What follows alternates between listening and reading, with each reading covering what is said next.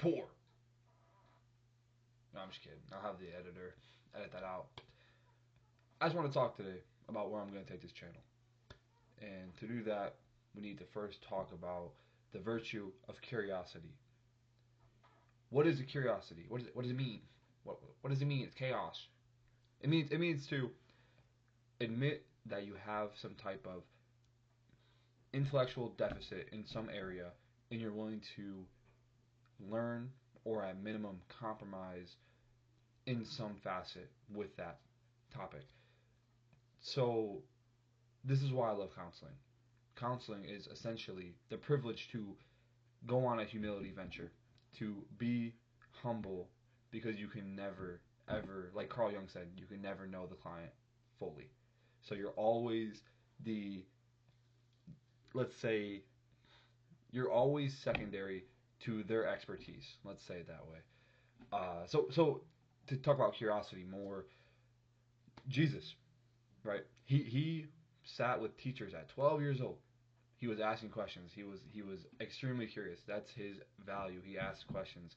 To do that, he was able through that he was able to become the most moral, virtuous, seeking being he can be, and that's why the Bible mentions seeking so much. Um, there's a good quote in Matthew 7:7, which is, "Ask and it will be given to you; seek and you will find; knock at the door will be opened to you." Well, okay. What are we gonna seek then? Another quote, Rumi: "What you seek is seeking you." Okay, let's seek wisdom. Solomon sought wisdom. God loved it. God praised it. Let's seek wisdom. To seek wisdom, you have to be curious. My whole point is ask questions. I want my channel to be somewhere we can have intellectual discourse. We can have debates. We can have discussions on complex matters and subjects and topics and delve deeply into them. So ask questions. That's the primary thing I want my channel to be, is an intellectual discourse of honesty. For me, it's not really about political extremism. It's not about some type of intellectual rigidness. That's not really how I like to conduct things, and I think that would make for a bad counselor, someone who does either of those things. And I will say, a lot of counselors die on the hill of arrogance. I think that's exactly what I want to avoid, that pitfall. So ask questions, challenge me, debate me in the comments on any subjects as I spew out my ideas and my readings and my studies. So that's why I want to do the channel, is to practice the virtue of curiosity as much as possible. Make this an open discourse space. To talk about curiosity is also to talk about doubt. As Paul Tillich would say, doubt precedes faith, right? So let's say you have God. Well, as we know from Viktor Frankl and the Holocaust, half the people who go through the greatest tribulations, the greatest trials of their life, half cling to God, half fall out of faith, half lose God. Tillich's explanation is that we need to seek God above God before our death. And death might be that catalyst that makes you find God above God. But what is God above God? Well, God above God is what happens when you have doubt in the original God and you find what is that, which is will be with you in your greatest moments of, let's say trauma, let's say grief, let's say distress. He'll be with you in your worst moments when you're at the bottom of the abyss, looking for any way out, or you're ready to surrender. Right? That's where God above God comes in. It's at that pivotal boundary experience, as like Martin Heidegger would put it, where you're choosing to give up and accept nihilism, or you're choosing to come back towards faith. That's God above God, and that comes from doubt. And this is where my little poeticism comes in, based off Tillich, so it's not that unique, but hear me out. I have this quote, which is, "Faith is the revelatory flower which grows from the seed of doubt." Kind of a stolen idea from Tillich, but but it's pretty good, man. It's a pretty good idea. The idea is you need to start planting the seeds of doubt, critique your own framework of thinking, which is something, again, I mean, the political extremes don't do. This is the issue with the extremes. There is no doubt. There is no doubt. Which means there's no compromise, which means there's no curiosity. There's no doubt.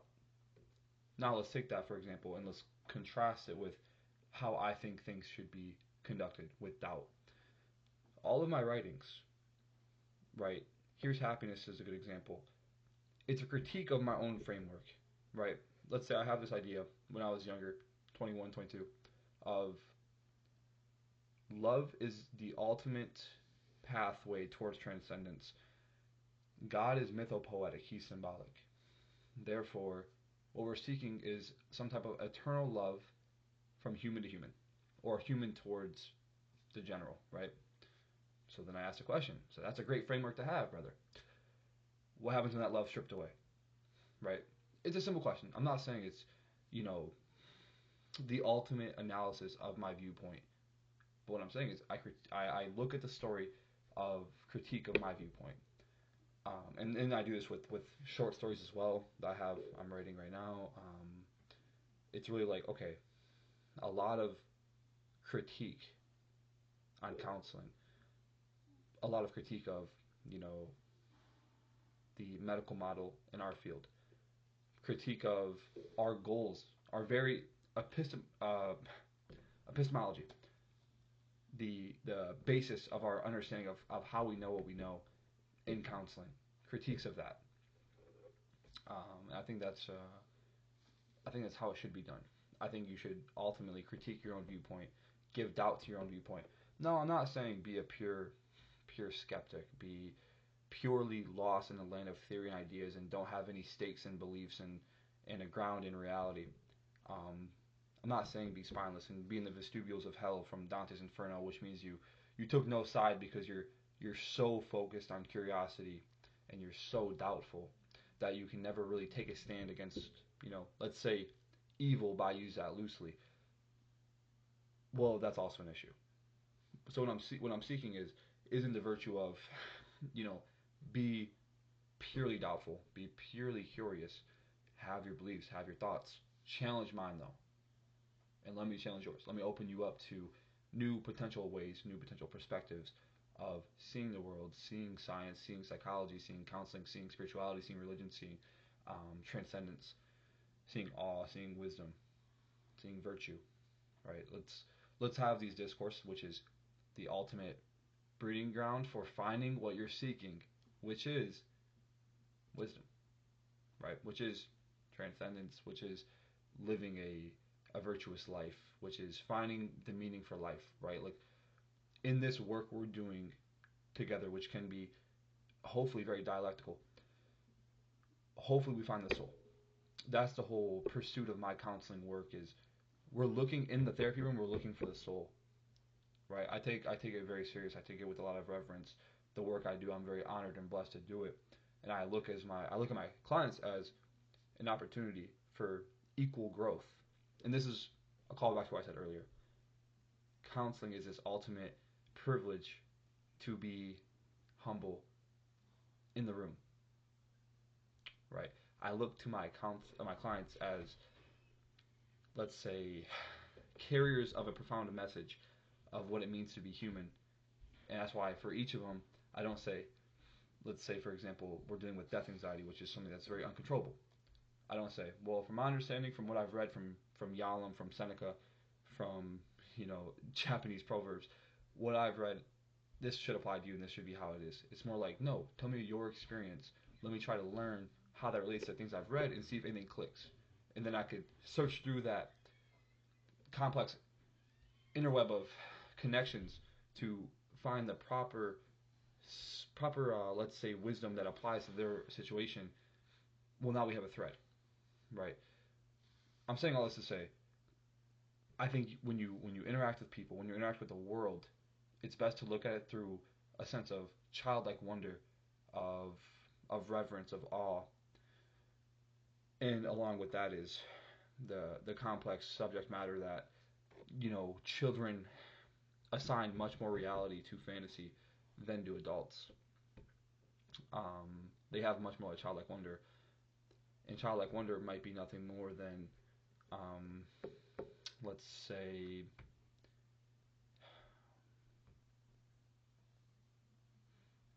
antiquity coming out in unconscious form might be what childlike wonder is. So maybe it's important to take those seriously, right? And this is why in my work we take dreams seriously. We take visions seriously, right? My field has really, well, this is videos we'll get into, but my video has really co-opted what it means to heal psychologically. I just think that's so arrogant, unbelievably arrogant, because there might be value in each individual religion. There might be value in each individual philosophy. There might be value in each individual lifestyle. There might be, you know, okay, a lot of people in my field make fun of, gym bros, for example. And it's like, well, okay, did you ever stop to ask, does it work? Right? Does we know emotions are mapped out to body parts. Perhaps, you know, exercising these muscles which contain so much raw energy, raw emotion, perhaps it works.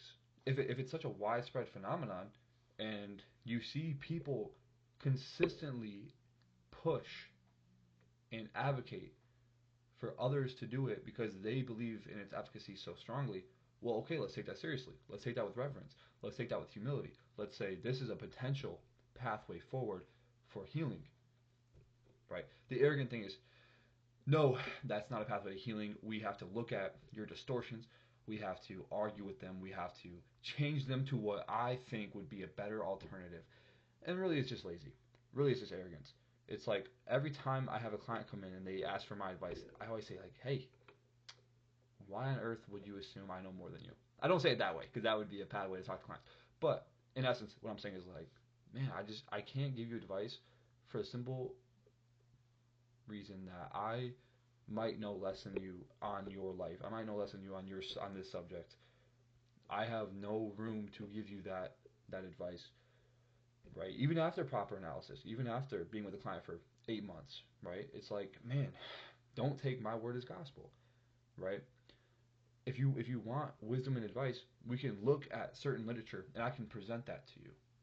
That's as far as it can go, right? I'm not saying don't give advice, don't have wisdom to share onto others because this is exactly what I think this channel would be good for. I read a lot, so hopefully I can bestow upon wisdom of cultivated knowledge of very niche topics as well, which is like a psycho spirituality. Maybe I can bestow upon that to people, get them engaged in learning, and get them hopefully reading other books, reading my books, reading Tillich's books, reading Viktor Frankl's, Yalom's, William James, Maslow, Eric Fromm, whoever, James Hillman, whoever. But that would be a blessing if I can get someone invested and interested in searching for the soul, searching for spirituality in modern life, right? Which is something Carl Jung critiqued a lot. So all I'm saying is, in essence, is the way that I interact with clients is a blessing of of residual growth and persistent values personified, which I think would be phenomenal to be able to bring to a wider audience a broader appeal in these videos. So that's kind of part of my motivation, part of the direction I see the channel going.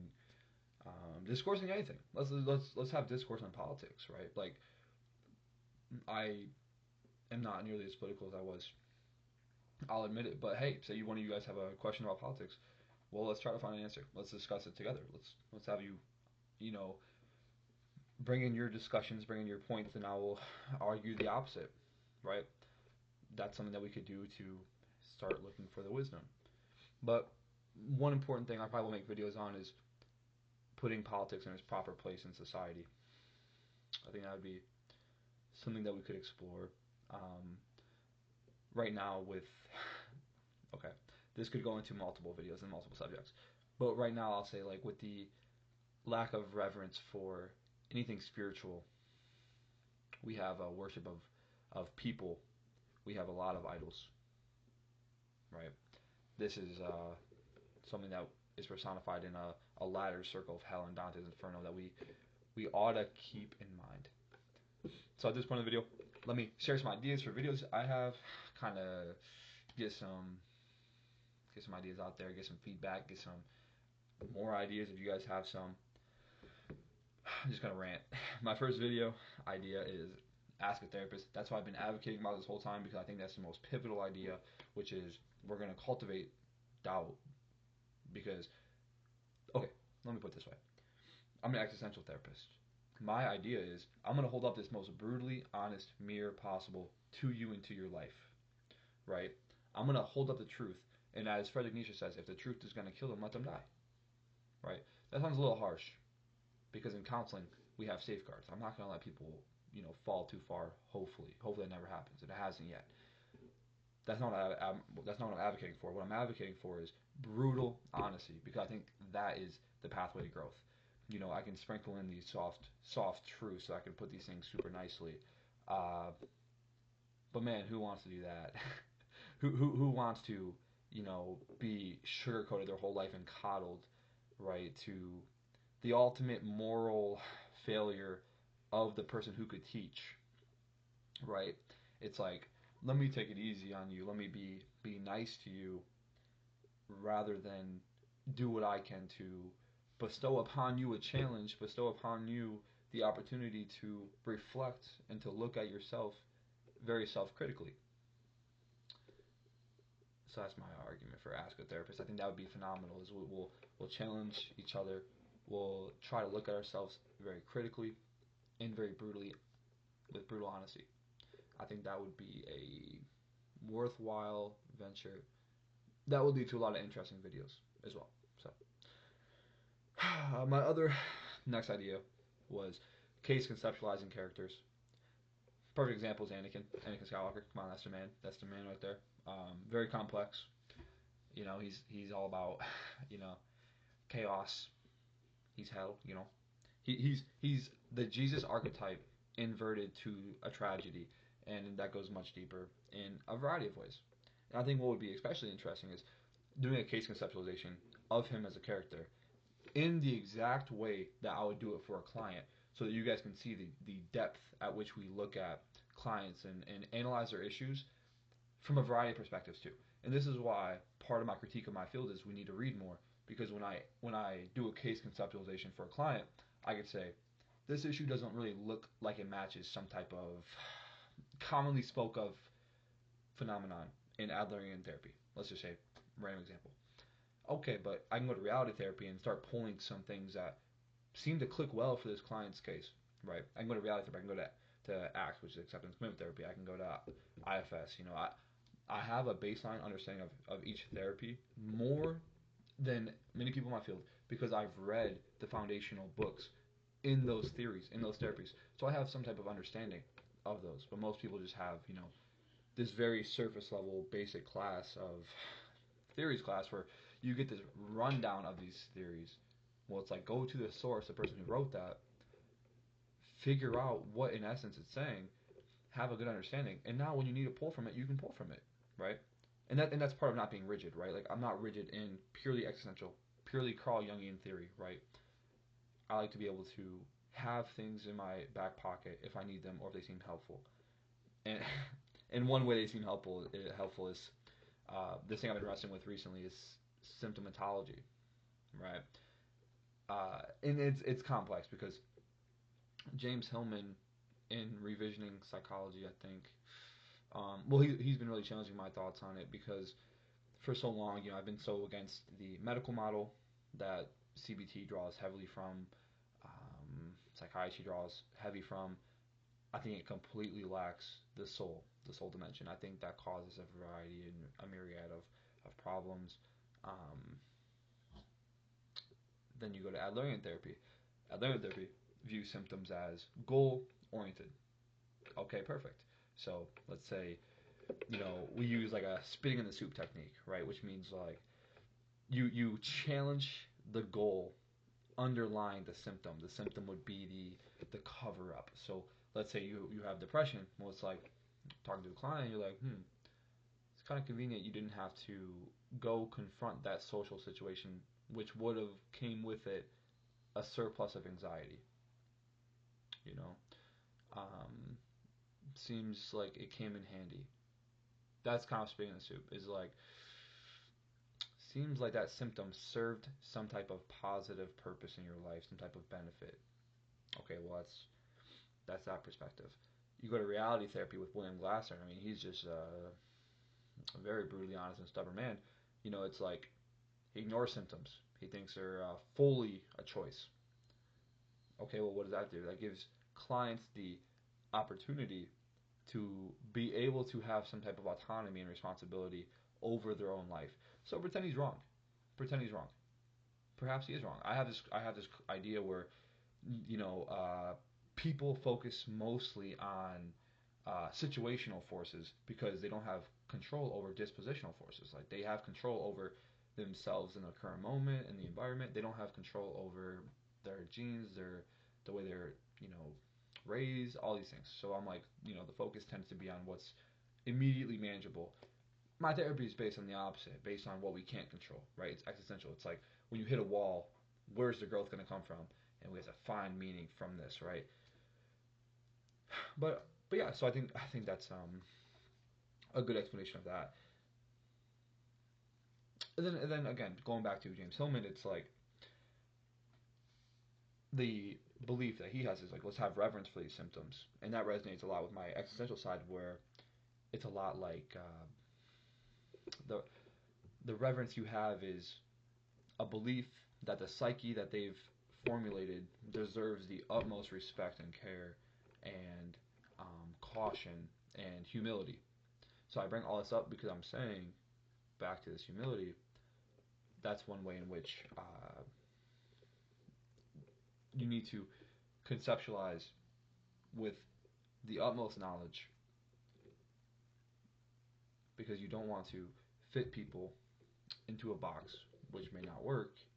You want to be able to give people the due diligence they deserve.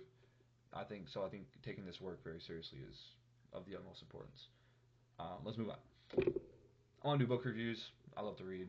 I guess. I mean, I don't really love to read. It's more of a duty. It's more of a responsibility. It's a responsibility towards my clients. I love the results that come with reading, which is knowledge. So, book reviews would be amazing. We could talk about the ideas in books, talk about what they might spur in me, and if you guys have questions, thoughts, if you've read the books, if you have recommendations about books, boom, perfect. Next video.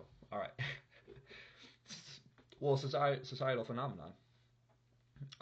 This one would be more of the social critic aspect, right? And that I think that would be phenomenally interesting. My personal theories, my philosophies. This could come from my writings. I could share my writings with you guys, my own papers, my own books, my own chapters, my own short stories, my own beliefs in about counseling, psychology, politics, religion, spirituality, transcendence, whatever, whatever. But it has to be um,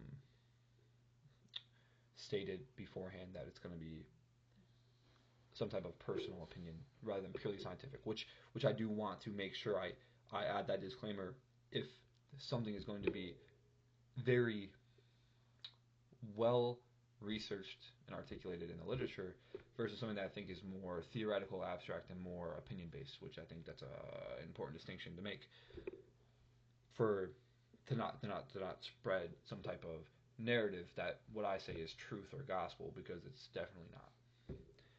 Oh shit! Don't mail after me. Come on my phone for these ideas. All right. Oh yeah, and like okay, reaction videos. That would be fun to do. People spreading information about counseling. A lot of it's pop psych. A lot of it's pop psych. I don't want to go into the BS of pop psych. It's all bullshit. When in here we can talk about deeper ideals in the actual literature, whereas pop psych is more like, hey man, you know, here's 3 easy tips to deal with your anxiety. It's like, all right, but what happens when this doesn't relate to my situation, right? It doesn't go deeper. It doesn't go deeper. Right in here, we're gonna actually ask the hard questions, to ask, the meanings of life, the meaning of death, and what grief means, what it means on the deepest level, and the archetypal level, the symbolic level, the personal level, the spiritual level. We're not gonna just go into like, hey, here's 3 easy tips to deal with this. It's like, why is it easy? Shouldn't be easy. This is hard work. Therapy is never easy. I just like in the Irvin Yalom's tradition, I begin my counseling venture with somebody, my therapeutic journey, if you will, by stating, this is going to be hard work. Nothing about therapy is easy. That's how I started my therapy. I'm like, this is your warning that things get harder before it gets easier. But what kind of growth would come from an easy therapy, right? What kind of growth would come from that? That's where you get clients who are in therapy for 3 years doing this bullshit CBT humanistic style with some counselor who's just who's just shooting the shit with them, who's just sitting in the therapy room talking about TV shows. It's like, no, we have work to do. We have things to discuss which are affecting you ultimately, and therefore have disrupted your life and are causing your soul to suffer much more than it has to, and much less without an aim, without a value to shoot for. It's like, if we're gonna suffer, we might as well suffer in the upward direction towards at least some type of virtue, at least towards, I mean, not at least, but certainly not least towards God, right? And whatever God is, I mean, that could be a million videos. So, okay, that's my issue with pop psych, but but my reaction to those videos, people who do pop psych, maybe if they do less pop psych, maybe it's some type of situation. It could be a reaction to a lot of things. But if it is pop psych, I think you see my stance on it already. But well, that will be for those videos. Uh, okay. Oh, professorial lectures. I again have read a lot in very niche topics, enough to be able to provide these professorial level lectures, and I think that would be fascinating. I applied to be a professor at a few institutes, so if that happens, I might just post those lectures. But if not, I mean, hell, I'll give them here. I'll give them here. I'll organize an hour lecture about some type of psychological phenomenon, some type of psychological theory, especially if it's well requested. And there's interest in this type of psychologist or this type of growth and learning. I'll organize it here, and I'll provide it to you guys instead of to a group of college students who pay an ungodly amount to be there. So that's just how it will be. But okay, I mean, shit, we can do more stuff about me, like why I'm a counselor. Oh, here's one thing, and this could be more tailored towards counselors in particular, but it could be tailored towards anybody with those issues. But it's how I would assist different problems with different theories. So, say we have anxiety. It's okay. Say I was looking at this from the most fundamental level of CBT, cognitive behavioral therapy. Okay, let's break down in particular with depth how you could confront that anxiety as a counselor, as a person trying to deal with anxiety. Let's see if this works. This is what you do in counseling, anyways. We're throwing stuff at the wall to see what works with what type of client. Okay, well, perfect. I'll throw stuff at you. I'll throw stuff, from different theories at you. Let's say it's anxiety still. I'm like, well, from an existential perspective, maybe we're looking at something a little deeper, and that's something that we could explore. From a Jungian stance, it's like, okay, well, first let's figure out what this anxiety is trying to tell us at a psyche level, figure out what kind of dynamics it has in your life, in your mind, in your relationships, and where it might have originated from. You get the idea. So that's kind of would be helpful, I think, for counselors attempting to learn a theory on a particular subject. So I mean, this is going to be very particular, but again, this is my problem with pop psych. It's very generalized.